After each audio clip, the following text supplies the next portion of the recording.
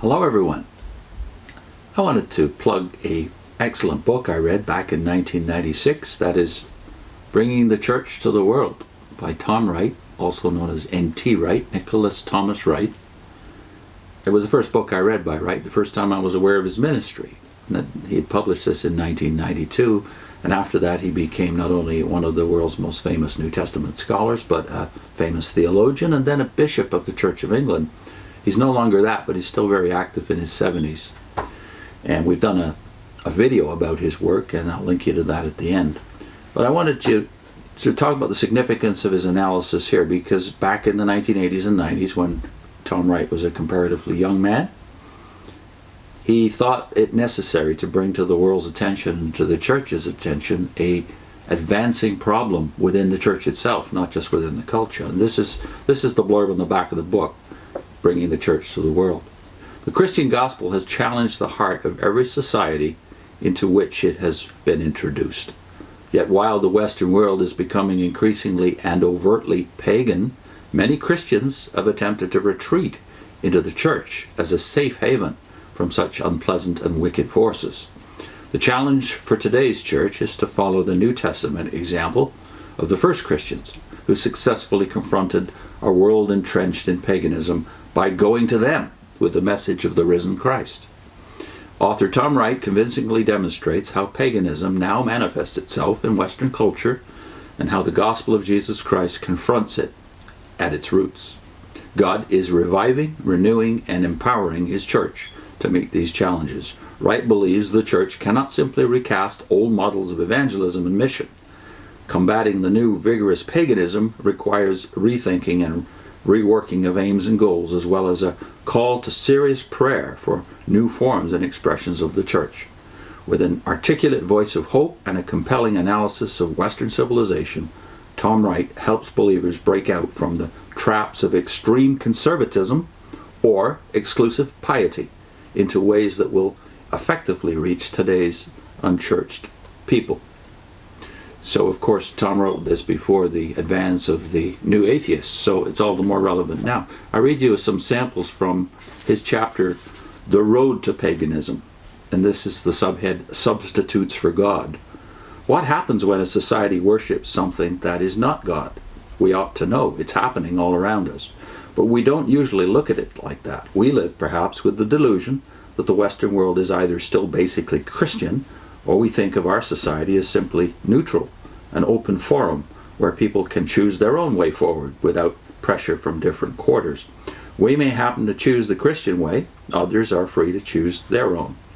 In this chapter, I want to point out that this simply isn't true, and that one major variety of paganism is so thoroughly embedded in our society that we ignore it as we ignore the mountain that blots out the view from the back window. If pressed, we would probably agree that things aren't as simple as the picture above. We know about the hidden persuaders. We recognize the insidious power of advertising, of media images, of role models. We know the pressures of popular culture, the desire to be the same or a little bit better than the people next door. And yet we fool ourselves that this is merely on the surface and that underneath lies an ocean of freedom. We reject that determinism that says we are simply the blind servants of psychological forces, Freud, or economic ones, Marx. We can do what we want. We are the masters of our fate. Pride usually comes before a fall, but in this case it is the fall that came first. The particular blindness that allows this Promethean arrogance to come into being is the result of several generations of Western culture in which God has been banished, as we saw in chapter 1, either to a distant and ineffectual upper chamber or to the sphere of private religious consciousness. We can get on with running the world in a neutral fashion, holding open the religious option should anyone want it, but leaving it out of account when it comes to making real decisions about land, money, or human beings. It simply gets in the way. What does religion get in the way of? Quite clearly, the other gods that are being worshipped instead. The rose-tinted picture of a neutral modern Western culture quietly leaves out of consideration the sheer paganism that is now effectively in the driving seat, and the human cost that it exacts. Paganism takes many forms, and it will take us 2 chapters, this one and chapter 5, to examine it. Then he discusses the nature of idolatry. When Paul went around the Mediterranean world, he encountered human beings enslaved in various ways to the gods and goddesses of paganism. Though we no longer decorate our cities, streets, and houses with explicit images of pagan deities, I suggest that our society is as much in bondage to them as was the world to which Paul preached. To see this, we need to understand the nature of idolatry. This is under the subhead, Good but Not God. Idolatry begins when human beings treat something which is good as if it were God. Idolatry is not merely silly. The Old Testament prophets sometimes mock it as if it were, but they are looking with the clear eyes of people used to standing in the presence of the living God. From where most of us sit, idolatry makes a certain amount of sense. The world we live in is good, lovely, beautiful, so beautiful in fact that it is quite natural to linger and adore it. The world, said the poet Gerald Manley Hopkins, is charged with the grandeur of God. When we look at it, we are meant to find it wonderful, awesome, precious. Not to do so would be to deny the goodness of the Creator himself. It is vital to remember this as we study idolatry. The things to which human beings give mistaken allegiance are not, in and of themselves, bad. The evil consists in human misuse of creation, not in creation itself. When ancient pagans worshipped the sun, they were not making an altogether stupid mistake. The sun is indeed the source of the heat and light that sustains the world. The sun gives great beauty and great blessing to the world, but it is not God. Likewise, when ancient or modern pagans worship the force of sexuality, they're not making a merely foolish error. Sexuality is given by the Creator as his means whereby animal species may propagate themselves.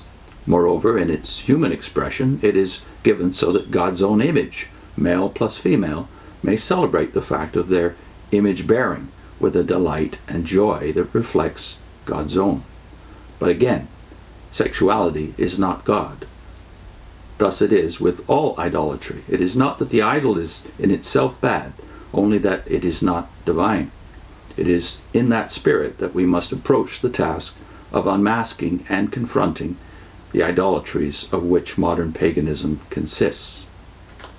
I wanted to link, before we go to part 2 of Tom Wright's analysis, a video we made some months back, Moses and the Gods of Egypt.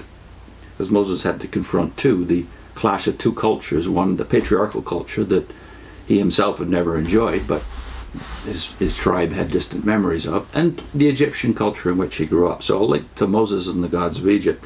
But also, next, we now analyze with Tom Wright the burning bush and losing our biblical balance. The clash between the transcendence of God and the immanence of God, and how all of us, to some extent, lose our balance in trying to keep that balance the way the Bible describes it. Namely, in the 2 Testaments we have a balanced presentation of the transcendence and the immanence of God, but in the New Testament, specifically in some of the new religions, let's say Pentecostalism, the immanence of God is prominent and the transcendence of God is almost lost. On the other hand, in the older religions, the more traditional religions of Christianity, transcendence is stressed at the expense of immanence. So how do we keep the biblical balance? Tom Wright points to the burning bush as our best, maybe, biblical picture of what we all should learn about where to find God.